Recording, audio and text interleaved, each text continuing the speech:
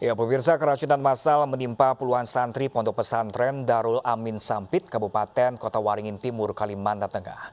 Mereka keracunan usai menyantap nasi kotak sumbangan dari warga yang bersedekah.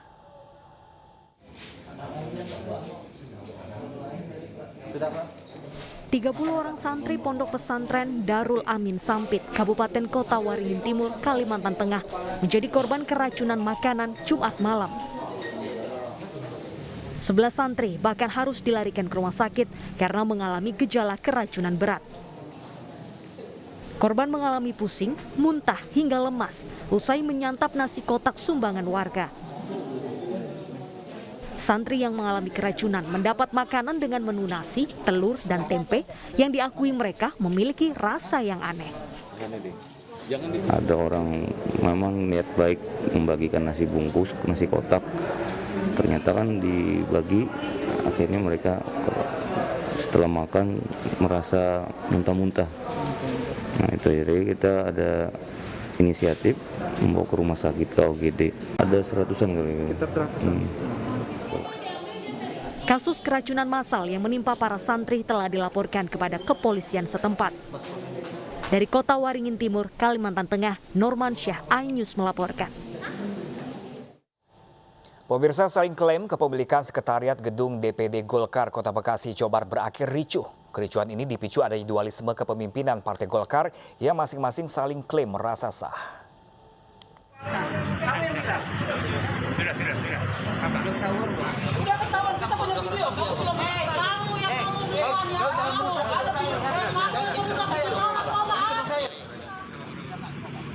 Cekcok hingga nyaris adu pukul mewarnai aksi saling berebut kantor sekretariat DPD Partai Golkar Kota Bekasi, Jawa Barat di Jalan Ahmad Yani, Bekasi Selatan kemarin sore. Kericuhan dipicu adanya dualisme kepemimpinan DPD Partai Golkar Kota Bekasi yang mengklaim merasa paling sah menjadi ketua DPD Partai Golkar. Di mana kubu ketua DPD Partai Golkar Kota Bekasi yang dipimpin oleh Novel Saleh Hilabi sudah mendapat hak atas penggunaan gedung sekretariat. Sementara, kubu yang juga mengklaim sebagai ketua DPD yaitu Ade Puspitasari yang juga anak wali kota Bekasi Rahmat Effendi juga turut merasa memiliki hak yang sama.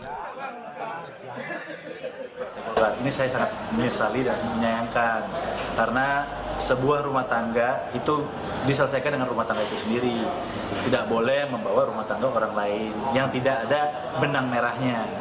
Ya, bahkan banyak sekali ormas-ormas yang datang ke situ, ke rumah besar Golkar dengan cara-cara menurut saya yang kurang elok gitu. Nah ini kan menandakan siapapun orang yang mengirim ormas tersebut, saya menilainya bukan orang-orang yang memang mempunyai sifat intelek. Kericuhan dapat dikendalikan usai aparat kepolisian menenangkan kedua kubu. Kuasa hukum Novel pun melaporkan ke Mahkamah Partai Golkar terkait adanya kubu yang mengklaim sebagai ketua DPD Partai Golkar Kota Bekasi. Dari Bekasi, Jawa Barat, Rahmat Hidayat, iNews melaporkan. Pemirsa, seorang istri mengamuk dan menghentikan mobil yang ditumpangi suaminya bersama wanita lain di Madiun, Jawa Timur. Aksi sang istri yang nyaris memecahkan kaca mobil tersebut viral di media sosial.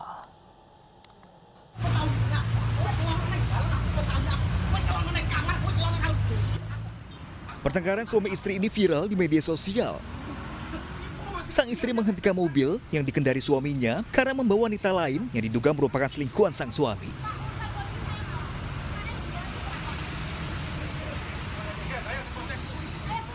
Keributan setelah dilerai dan keduanya dibawa ke Polsek Dolopo untuk menyelesaikan masalah agar tidak mengganggu lalu lintas.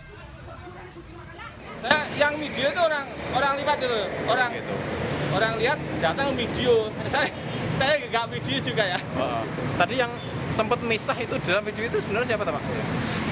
Ya ada pihak polisian. Oh gitu ya, yang misah itu ya? Iya, dari Bang Jatim. Nah. Tadi langsung dibawa ke kantor polisi gitu ya? Katanya. Polsek Dolopo mengonfirmasi kedua pasangan ini tengah dalam proses perceraian. Dari Madiun, Jawa Timur, Arif Wayu FMD, iNews melaporkan. Kita ke informasi lainnya, pemirsa. Tak terima anaknya ditilang, seorang ayah di Banyuasin, Kalimantan Selatan menyerang anggota Polantas dengan senjata tajam. Polisi pun menangkap pelaku saat akan melarikan diri.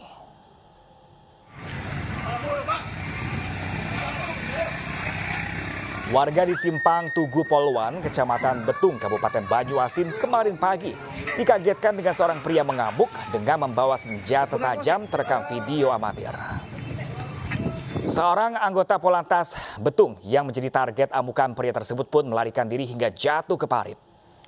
Pria membawa sajam rupanya tak terima anaknya ditilang karena kedapatan tidak memakai helm dan tidak bisa menunjukkan surat-surat kendaraan.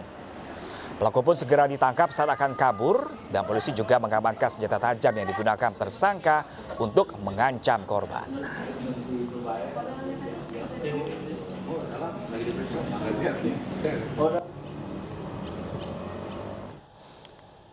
Dan pemirsa, untuk mengetahui kasus hukumnya sudah bersama kami AKP Riki Mojam, beliau Kasat Lantas Polres Banyuasin. Selamat siang Pak Riki. Selamat siang Mas. Pak Riki, bisa Anda ceritakan kronologis penyerangan seorang pria atau seorang ayah yang mengancam atau menyerang anggota Anda? Ya, betul sekali. Kejadian pada hari Kamis tanggal 25 November telah terjadi upaya penyerangan terhadap anggota Satlantas BKO Pos Musi Indah di daerah Betung atas nama Bribka Kusno dan juga Bribka Angga. Pada saat itu anggota sedang melaksanakan pengaturan pagi yaitu di Simpang Betung. Setelah itu tiba-tiba ada pelanggar ataupun masyarakat pengendara kendaraan yang tidak menggunakan helm. Selanjutnya diberhentikan dan juga dilakukan penindakan pelanggar berupa tilang. Tidak lama yang bersangkutan menghubungi orang tuanya dan juga tidak berapa lama lagi orang tuanya datang dan langsung protes kepada petugas.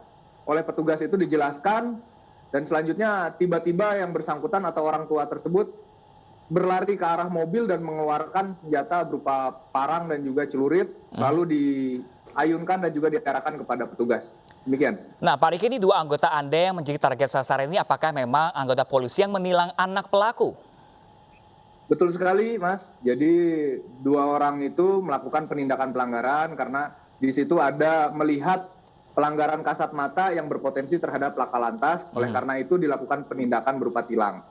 Nah, jadi ini motif penyerangannya memang murni benar-benar karena kesal anaknya ditilang. Betul, informasi yang didapat dari keterangan si pelaku yaitu Muhammad Nur itu yang bersangkutan merasa kesal karena anaknya dilakukan penilangan.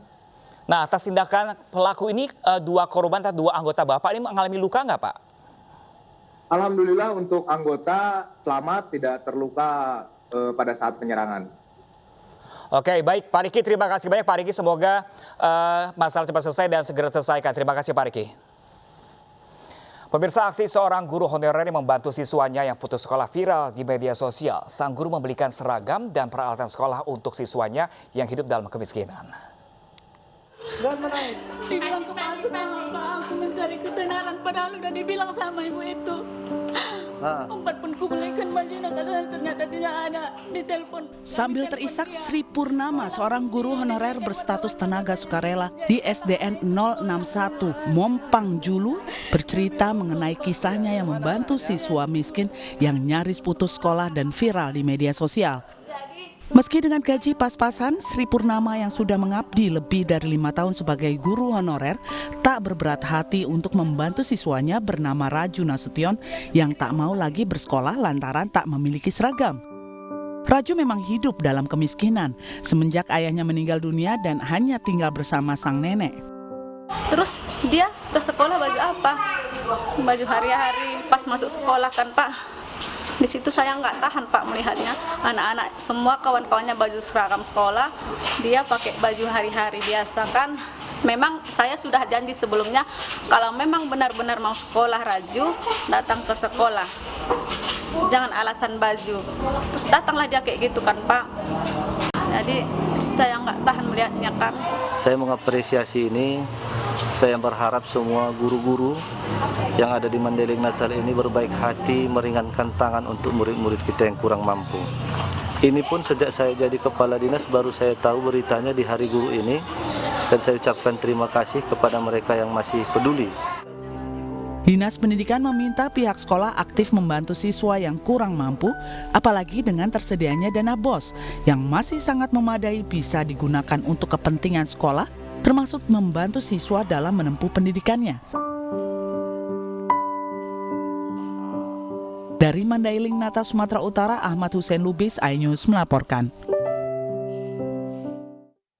Pemirsa, petugas temukan bocah yang tertimbun longsor saat hendak berarung jeram di Sungai Ayung, Gianyar, Bali. Selengkapnya sesaat lagi, tetaplah bersama kami.